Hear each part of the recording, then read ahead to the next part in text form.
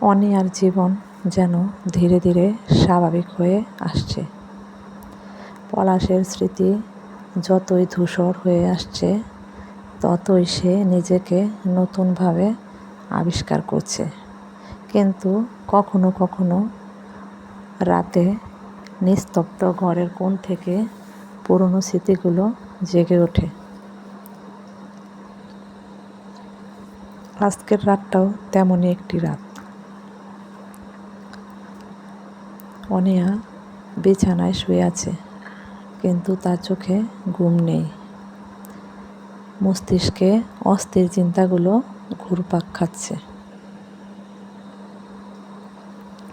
পলাশকে নিয়ে হাজারো প্রশ্নের ঝড় ছাড়াতে গিয়ে নিজের মনকে আরও ক্লান্ত করছে সে।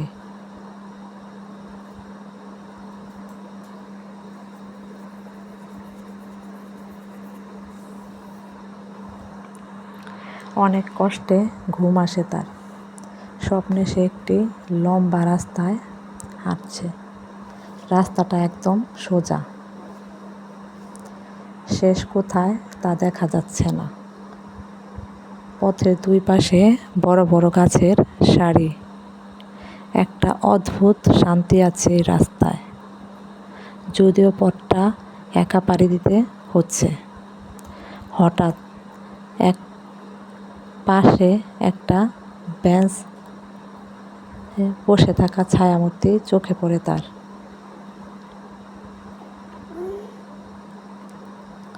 মূর্তিটা ধীরে ধীরে স্পষ্ট হয় এবং অবশেষে সে বুঝতে পারে এটা পলাশ।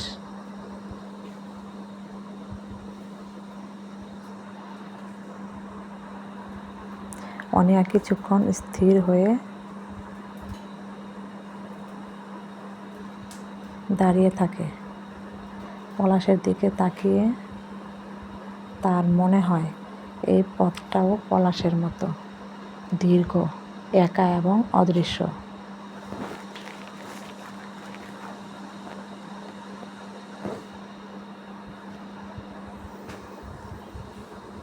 কিন্তু তারপর সে বুঝতে পারে এই রাস্তাটা তার নিজের জন্য, তাকে একাই যেতে হবে। পলাশ তাকে দেখে একটু হাসে, সেই পুরনো হাসি যা এক সময় অনিয়ার হৃদয়কে উজ্জ্বল করে দিত। কিন্তু আজকের এই হাসি যেন অন্যরকম।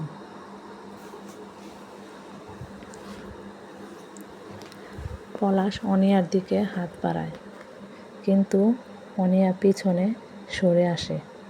পলাশকে ছেড়ে যেতে হবে এবং এই সিদ্ধান্তটা একমাত্র তারই।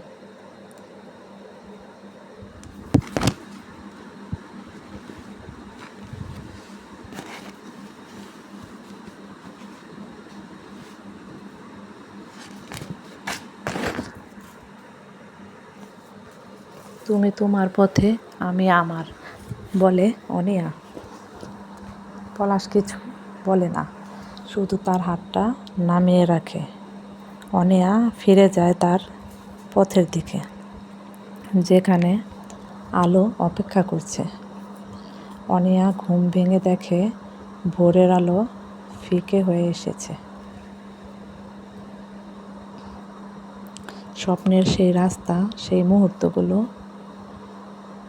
মনে করলেই সে বুঝতে পারে সত্যি সত্যি সে এগিয়ে যাচ্ছে। এতদিনের অস্থিরতা, এতদিনের দ্বিধা, সব কিছুই যেন একটু একটু করে কমে আসছে। অনিয়া জানে পলাশের স্মৃতি তার জীবনের একটা অংশ হয়েই থাকবে, কিন্তু সে আর সেই স্মৃতির মধ্যে আটকে থাকতে চায় না। অনিয়া উঠে পড়ে, নতুন দিনের জন্য তৈরি হয়। আজকের দিনটা শুরু হবে তার জন্য একেবারে নতুনভাবে। তার হৃদয় আজ নতুন শক্তি, নতুন সাহস। হয়তো তার সামনে নতুন কিছু অপেক্ষা করছে। সে সেই আশাটুকু নিয়েই এগিয়ে যাবে নিজের পথে। অনিয়া নতুন দিনের সূর্যোদয়ের সাথে নতুন শক্তি অনুভব করে।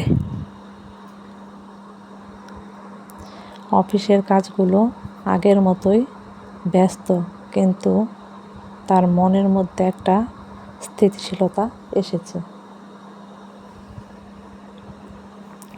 আজ বিকেলে অনিয়া শহরের একটি বইমেলার জন্য যাচ্ছে। বই পড়া তার প্রিয় এবং এই মেলার খোঁজ পাওয়া তার কাছে একটা ছোট্ট উপহার।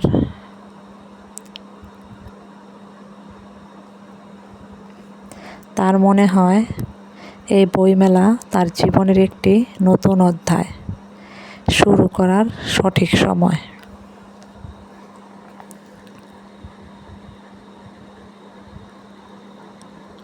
বইমেলার অস্থায়ী স্টলগুলোর মধ্যে ঘুরতে ঘুরতে সে এক স্টলের সামনে দাঁড়িয়ে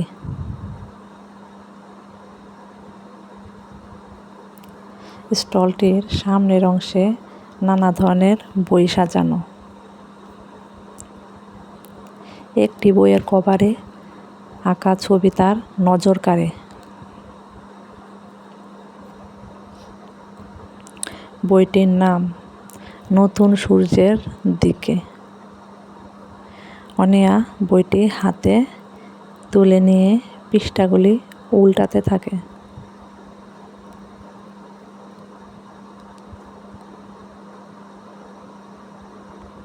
বইটির লেখক একজন অখ্যাত কবি,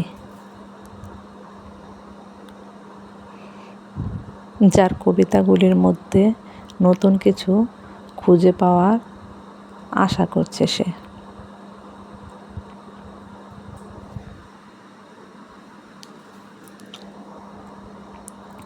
হঠাৎ একটি পরিচিত কণ্ঠ তার কানে আসে। অনিয়া, তুমি? অনিয়া ঘুরে দেখে পলাশের বন্ধু রিফাত দাঁড়িয়ে। রিফাতের মুখে এক অদ্ভুত মৃদু হাসি। হ্যাঁ, আমি। অনিয়া হাসি দিয়ে বলে, এখন তোমাদের কি খবর? রিফাত কিছুক্ষণ চুপ থেকে বলে, পলাশ এখন তার নতুন জীবন নিয়ে ব্যস্ত। সে আমাকে বলেছিল যে সে খুব ভালো আছে।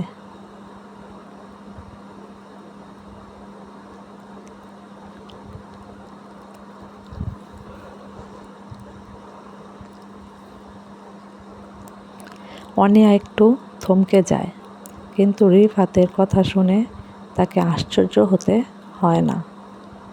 পলাশের নতুন জীবন সম্পর্কে শোনার পর তার মনে কোনো ঈর্ষা বা ক্ষোভ নেই, বরং সে বুঝতে পারে যে পলাশের পথে হাঁটা তার নিজের জন্য প্রয়োজনীয় ছিল। বইমেলার সুকৌশল পরিবেশে অনিয়া অনুভব করে যে তার নিজের পথের সন্ধান পাওয়া, নতুন কিছু শুরু করা, এই সবই তার জীবনের নতুন অধ্যায়ের অংশ।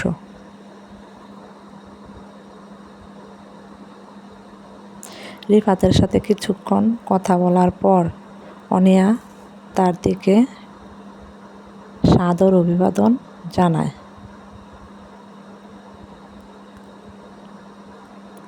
তারপর স্টলটি ছেড়ে চলে আসে, হাতে বইটি আর মনে নতুন আশা। বইমেলার স্টলগুলোর মধ্যে ঘুরতে ঘুরতে অনিয়া খুঁজে পায় একটি কবিতার বই।